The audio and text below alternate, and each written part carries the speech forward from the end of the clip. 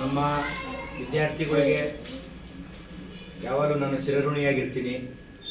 ಯಾಕೆಂದರೆ ಸುರೇಶ್ ಸಾಹೇಬರು ಇಷ್ಟು ದೊಡ್ಡ ಸಂಸ್ಥೆನ ನಡೆಸ್ತಿದ್ದಾರೆ ಅಂದರೆ ನಮಗೆ ತುಂಬ ಕಷ್ಟ ಆಗುತ್ತೆ. ಯಾಕೆಂದರೆ ದಾನಿಗಳು ಕೊಡೋ ರೂಪದಲ್ಲಿ ಅವರು ಇದನ್ನು ಸಂಸ್ಥೆ ನಡೆಸ್ತಿದ್ದಾರೆ ಅಂದರೆ ಅವರಿಗೆ ಮೆಚ್ಚಬೇಕಾದಂಥ ಒಂದು ಸಂಗತಿ. ದಿನನಿತ್ಯ 30ರಿಂದ 35 ಮಕ್ಕಳಿಗೆ ಆಹಾರ ತಿಂಡಿ ಎಲ್ಲದನ್ನು ಕೊಡಬೇಕು ಅಂದರೆ ಇವತ್ತಿನ ದಿನ ಭಾಳ ಕಷ್ಟ ಇದೆ. ಒಂದು ಸಂಸಾರ ನಡೆಸೋದೇ ಕಷ್ಟ ಅಂದರೆ ಈ ತುಂಬಿದ ಸಂಸಾರ ನಡೆಸೋದು ಎಷ್ಟು ಕಷ್ಟ ಅನ್ನೋದು ನಮಗೆ ಗೊತ್ತಾಗುತ್ತೆ. ಮುಂದಿನ ದಿನಗಳಲ್ಲಿ ದೇವರವ್ರಿಗೆ ಚೈತನ್ಯ, ಆಸಕ್ತಿ ಮತ್ತು ಧನ ಸಹಾಯಗಳು ಹೆಚ್ಚಾಗಿ ಬಂದು ದೇವರ ಆಶೀರ್ವಾದ ಸದಾಕಾಲ ಮಕ್ಕಳ ಮೇಲೆ ಇರಲಿ, ಸುರೇಶ್ ಅಣ್ಣವ್ರಿಗಿರಲಿ ಅಂತ ನಾನು ತುಂಬರದಿಂದ ಮಕ್ಕಳಿಗೆ ಯಾವಾಗಲೂ ಒಳ್ಳೆಯದಾಗಲಿ.